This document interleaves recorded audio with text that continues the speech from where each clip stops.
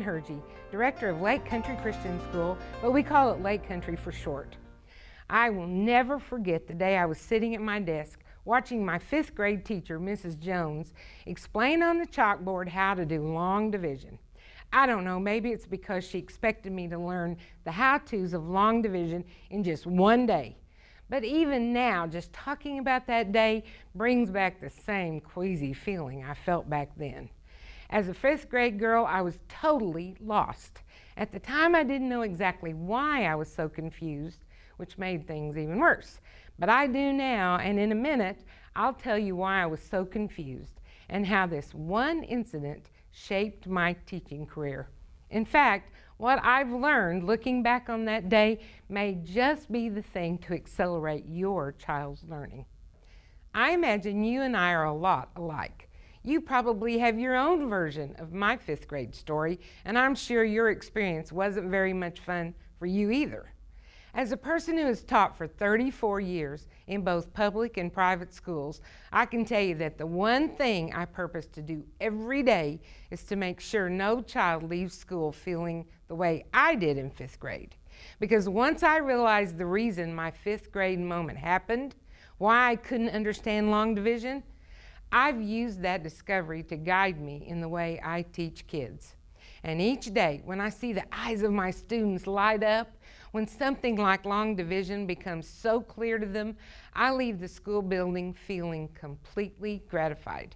For me, my reward for teaching comes when each child has an aha moment of learning. As I mentioned earlier, I used to be a public school teacher, but many of the same reasons you're investigating Christian private schooling are the same reasons why I helped create Lake Country 27 years ago.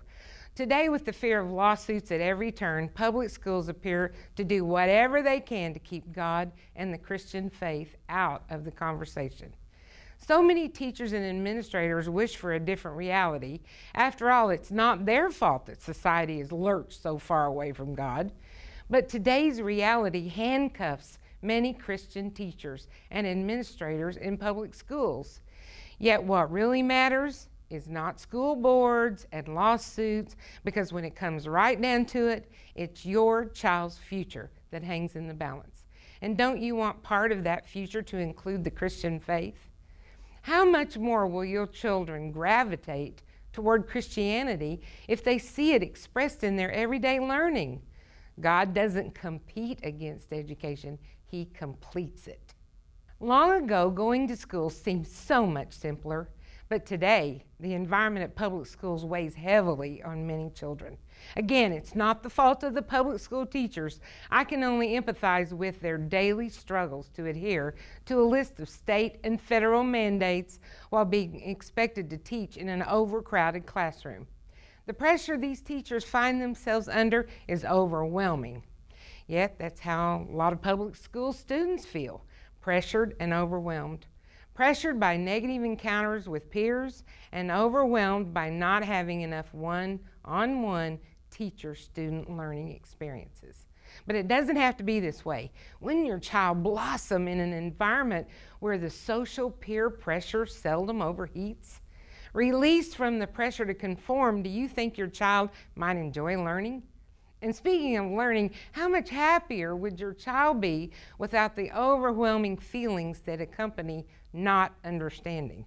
Can you see your child reaching an otherwise unreachable level of knowledge and understanding by simply receiving each day some sort of one-on-one instruction from the teacher? A Christ-centered environment, along with minimal amounts of peer pressure, as well as the ability for teachers to sometimes work one-on-one with students, provide the fertile soil your child needs to flourish, and flourishing should describe every student's experience. Did you know that much of the federal funding for public schools requires schools to link teachers' performance to their students' standardized test scores? Now, I'm all for students scoring well on tests, but when you tie funding to test scores, it puts a great deal of pressure on teachers to teach the test. But what if a school did rely on federal funding? Unburdened from the federal government's mandates, Teachers would no longer have the pressure to perform and could actually focus totally on student learning. This focus on learning is exactly the environment in most private schools. How much more would your child want to learn if your child's teacher wanted to teach? I don't mean to imply that public school teachers don't want to teach, but without the government watching over our shoulders, we in the private Christian schools are free to creatively teach. And a teacher who creatively teaches gives children more chances to learn creatively. As I look back over my 34 years teaching career, I really owe much of my success to what I learned back in Mrs. Jones' 5th grade class. No, I'm not talking about long division, which I eventually mastered, but my realization that children learn best when taught concrete to abstract. You see, most people are taught the other way around. They're taught some abstract concept and then told to apply it to a concrete situation. That's the way Mrs. Jones taught us long division, and the reason I couldn't understand. But I discovered that children's learning explodes when they first grasp the concrete before moving to the abstract. Take math as an example. Numbers are abstract. I mean, what does the numeral 1 or the numeral 2 really mean?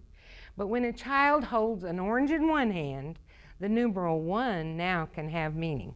And when the child holds an apple in the other hand, explaining that 1 orange plus 1 apple adds up to 2 pieces of fruit makes total sense. When a student can actually touch and feel a numeral, the abstract concept of math becomes concrete. Everything we teach at Lake Country flows from the concrete to the abstract. For one simple reason, children learn better this way. I have another example of concrete to abstract learning in what I call the interacting with phonics approach to reading. Some years ago, in my determined pursuit of helping kids learn, I figured out a better way to teach children how to read. When I show you exactly how this works, you're going to wish that you learned to read this way. I've put together a short video that explains my approach to teaching reading, and I want you to have it for free. Just fill out the information to the right of this video, push the Get Instant Access button, and I'll send it to you. I'm also going to give you a collection of articles on the merits of Christian schools written by some of today's leading authorities. I've also put together several mini videos, each one covering a frequently asked question that most parents have when considering Christian schooling for their kids. So fill out the information to the right, and I'll send you an email that contains the links to my Interacting with Phonics Approach to Reading video, the collection of expert articles, and the entire video collection that answers the most frequently asked questions when considering Christian education. Can you see your child's potential in the classroom blossoming? I can. I'm Deanne Hergy, Director of Lake Country Christian School, and I want to thank you for watching. I have much more to give you, so fill out your information to the right, and I'll see you in the next video.